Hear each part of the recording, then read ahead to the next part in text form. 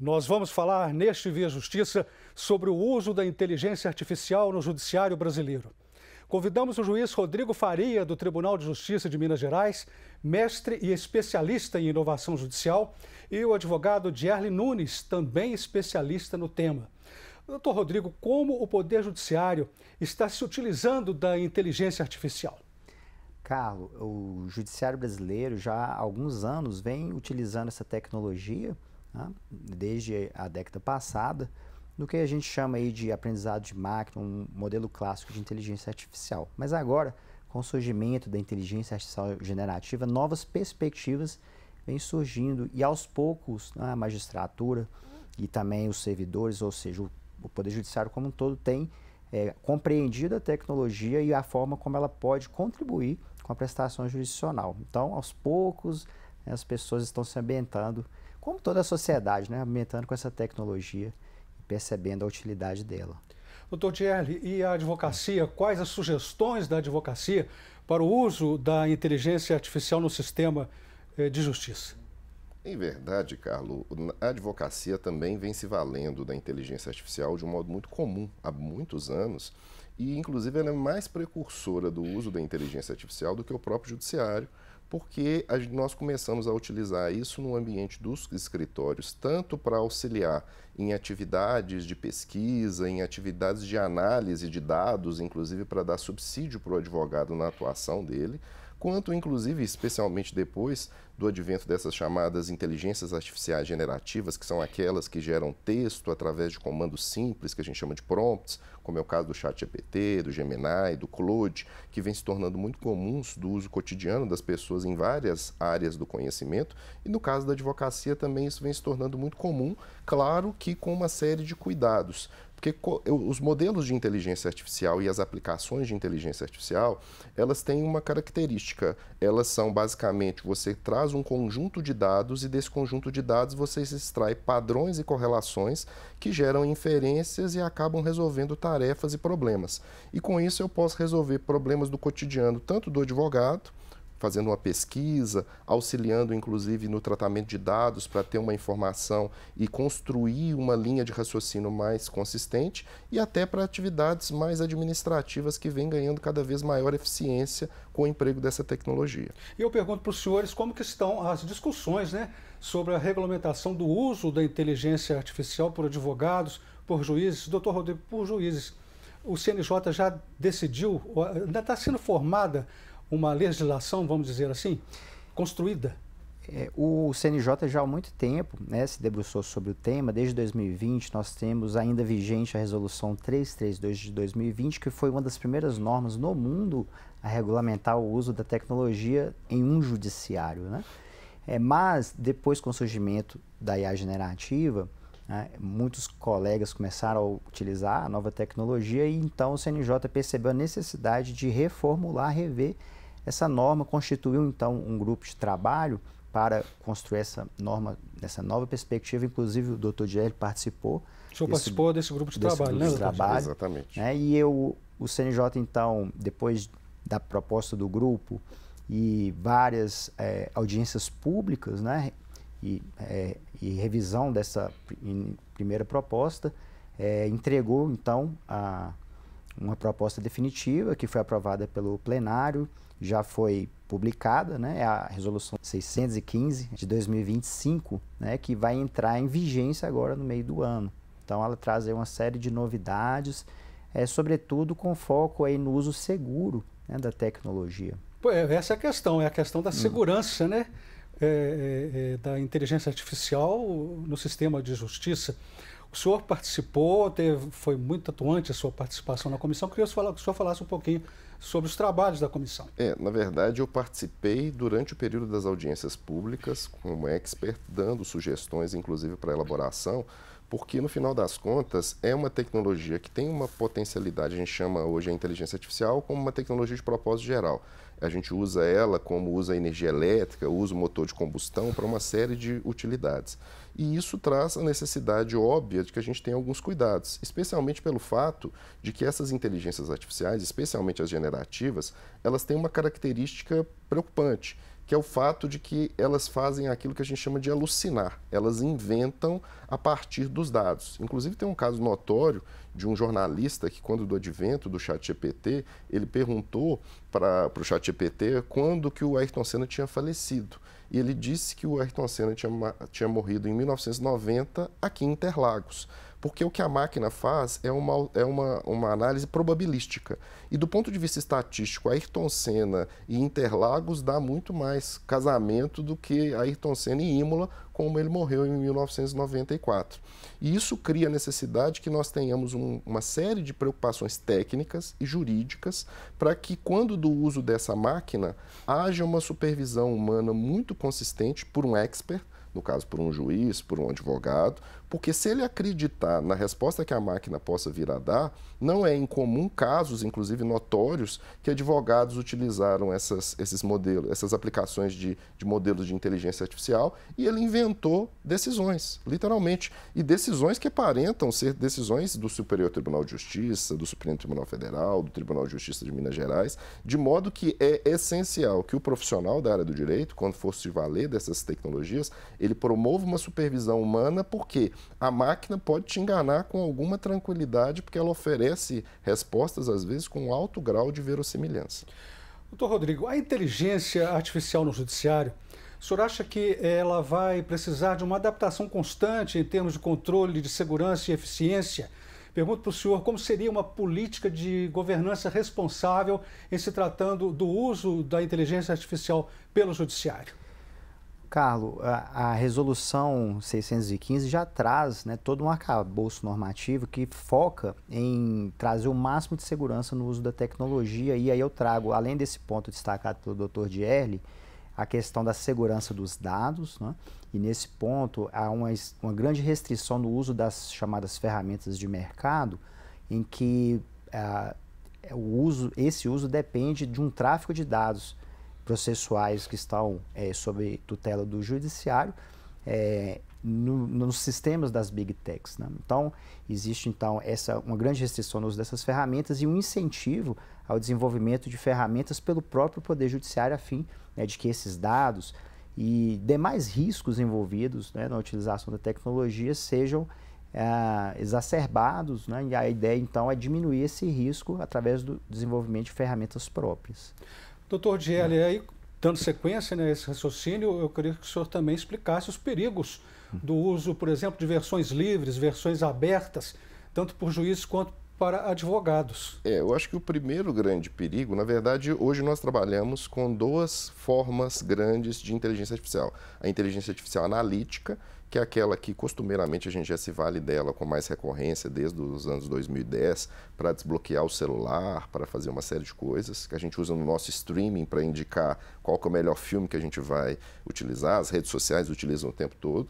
Essas IAs, elas são com uma finalidade muito específica, e as IAs generativas, que elas criam texto, criam imagem, elas trazem consigo uma série de problemas. O primeiro, eu já falei, que é esse da alucinação, da máquina inventar e você ter claramente a necessidade de fazer um treinamento para saber usá-la, para que você aprenda a fazer esses comandos, esses prompts da melhor forma possível, para que você, inclusive, trabalhe com exemplos para a máquina já aprender como que ela deve te dar uma resposta mais adequada. Mas existe um perigo antigo que a gente chama de viés do modelo algorítmico, que é quando a máquina pode apresentar uma resposta preconceituosa.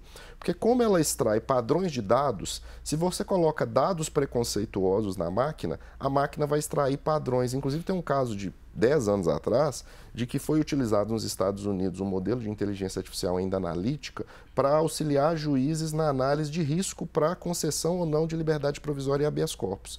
E se verificou, depois do início do uso daquele modelo, daquela aplicação de inteligência artificial, que ela aumentava o risco de periculosidade se a pessoa fosse preta ou latina e reduzia se ela fosse branca nos Estados Unidos. Isso acendeu uma luz muito perigosa, uma luz amarela, da necessidade de haver um controle muito consistente das respostas que a máquina dá, porque a IA, ela oferece para nós respostas probabilísticas e não com certeza. Então, é essencial que você tenha um treinamento para que você a utilize e é essencial que haja uma supervisão humana muito consistente e, como o Dr. Rodrigo falou com precisão, há de se ter uma preocupação com uma governança, especialmente quando você está usando no âmbito institucional e numa área de alto risco, que é a área jurídica, porque a gente está lidando efetivamente com os direitos das pessoas. Doutor Rodrigo, quais são as ferramentas disponibilizadas pelos tribunais? Eu gostaria que o senhor desse também exemplo do uso dessas ferramentas. Então, Carlos, os tribunais ainda não conseguiram desenvolver a contento uma ferramenta que chegue no patamar das ferramentas de mercado, e o que, de certa forma, demanda um grande esforço, né? Mas o Tribunal de Justiça do Rio de Janeiro, né, foi um dos precursores, desenvolveu uma ferramenta chamada ACIS, que utiliza o mesmo motor, né, a mesma tecnologia do conhecido ChatGPT, para alimentar a ferramenta ACIS e fornecer ao magistrado, né, aos servidores, uma tecnologia que é mais desenvolvida com foco na atividade jurisdicional. Por exemplo, a elaboração de relatórios, análise de processos, elaboração de emendas também, né, segundo o novo padrão do CNJ, são atividades tipicamente atribuídas a essas ferramentas e essa ferramenta ACIS ela desenvolve isso muito bem. E recentemente o Tribunal de Justiça de Minas Gerais lançou uma ferramenta similar que atende atualmente pelo nome de assistente TJMG, e coloca à disposição do magistrado essa tecnologia também da OpenAI, né, também é do ChatGPT, porém é mais lapidada, né, mais talhada para uma realidade do dia a dia do judiciário. Doutor Rodrigo, doutor Dierle, telespectadores, nós vamos fazer agora um rápido intervalo e voltamos em instantes com o Via Justiça.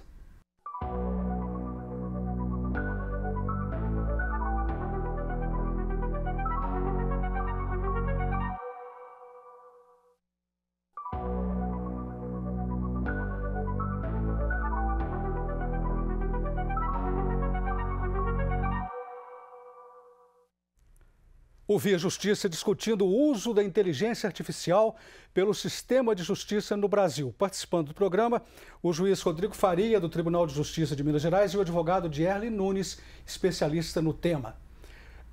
Doutor Dierle, há críticas dizendo que a inteligência artificial significa desumanização do trabalho. E eu pergunto para o senhor, no sistema de justiça, ela pode tirar postos de trabalho? Ou isso nunca vai acontecer? Na verdade, é costumeiro, Carlos, com o avanço de qualquer nova tecnologia, para atividades mais repetitivas, para atividades mais massivas, haver uma tendência de uma redução na medida em que é possível automatizar com o uso dessa tecnologia uma série de atividades que costumeiramente seriam feitas mesmo na área do direito, mesmo na área do jurídica.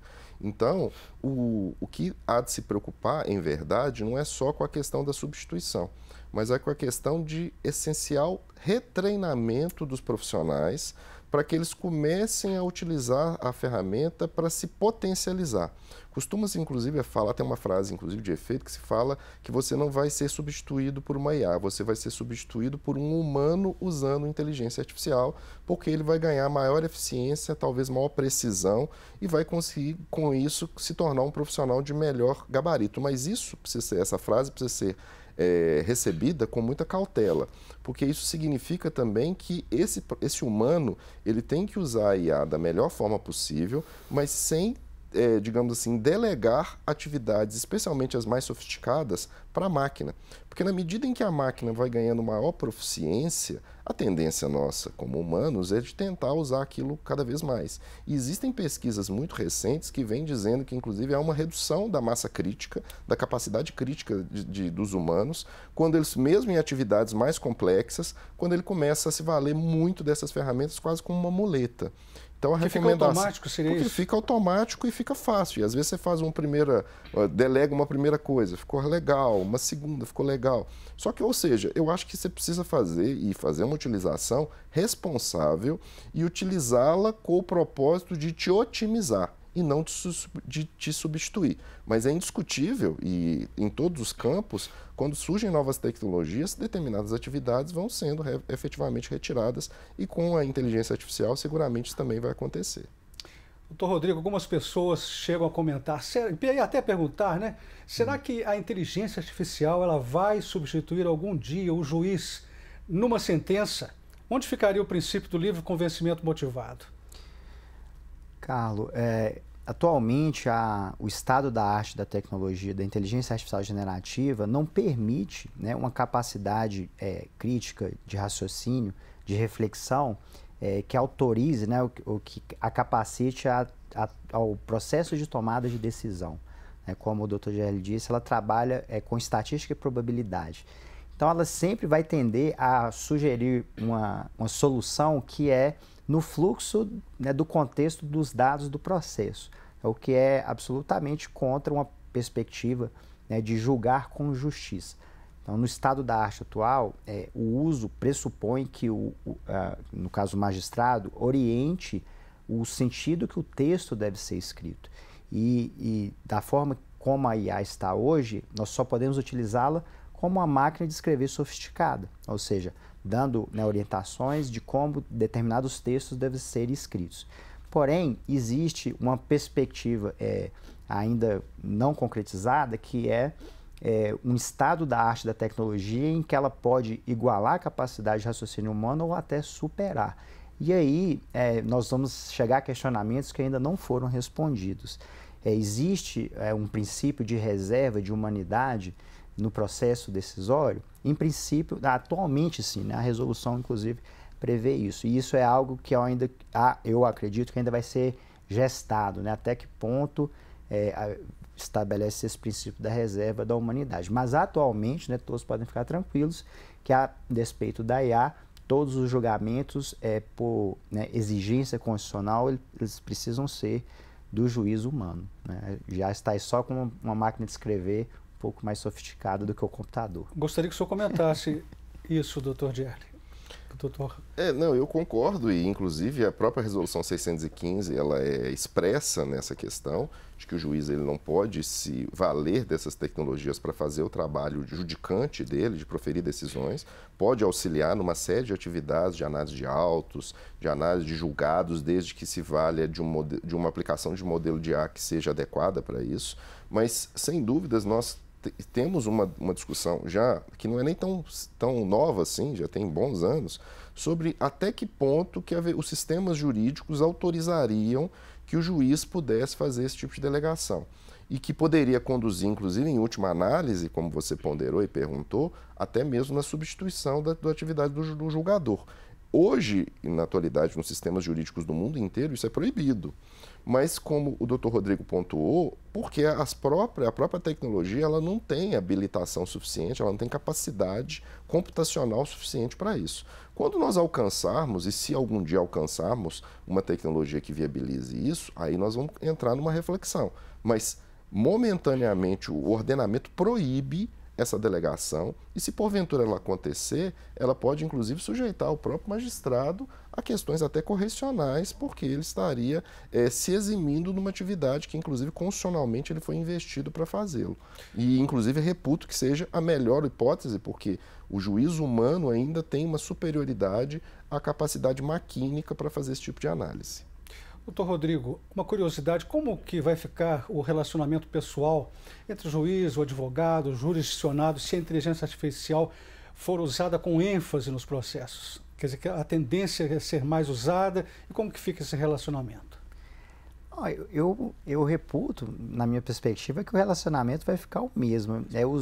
Esses atores do sistema de justiça, né, juízes, advogados, promotores, defensores públicos, eles têm que zelar por manter um contato, né, diário, pessoal, humano, zelar por, tanto quanto possível, se fazer presente nas audiências presencialmente, para que esse aspecto mais sublime aí do relacionamento das pessoas seja mantido. E precisamos ter em mente que essas tecnologias estão para nos assessorar, né, para nos auxiliar. Então, nós tivemos um mesmo questionamento quando surgiram os computadores, mais recentemente surgiram os celulares. Quem hoje ousa dizer, né, que viveria melhor sem um computador, sem um celular?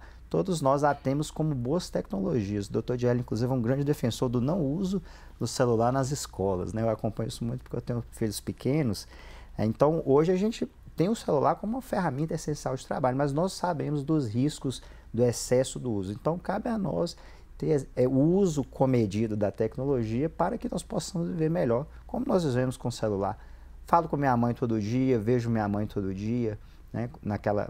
O celular me permite um contato humano, aumentar o contato humano, né? Mas a gente precisa zelar para que a tecnologia seja usada a benefício, não em prejuízo da nossa sociedade. Doutor Dierle, pegando essa deixa aí do doutor Rodrigo, né, sobre a evolução tecnológica, os senhores sabem muito bem que ela acontece de uma forma rápida, cada vez mais complexa. Antes era a máquina de escrever, depois veio a internet, agora a inteligência artificial. Os mecanismos legais existentes são suficientes para conter, vamos dizer, a ultrapassagem dos limites éticos necessários?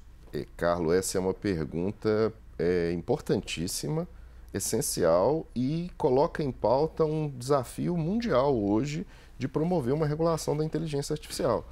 Porque como essa regulação ela vai envolver atores com um poder econômico e com um poder, inclusive, no qual nós, inclusive, fazemos debates públicos onde eles, na verdade, controlam o fluxo das informações, isso é essencial, porque inovar e regular são coisas que devem caminhar de braços juntos.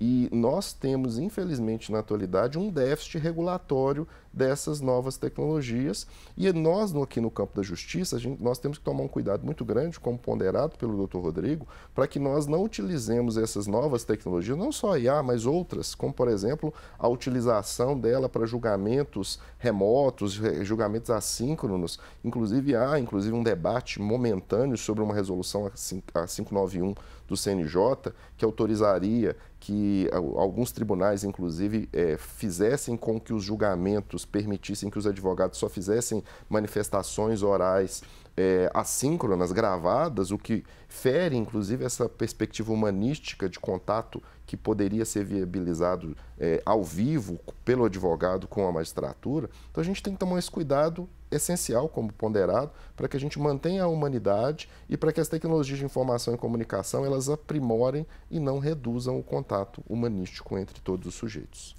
Vamos conhecer agora um pouco sobre os termos que caracterizam uma inteligência artificial. Doutor Rodrigo, o que vem a ser uma inteligência artificial generativa? O que é um chat GPT?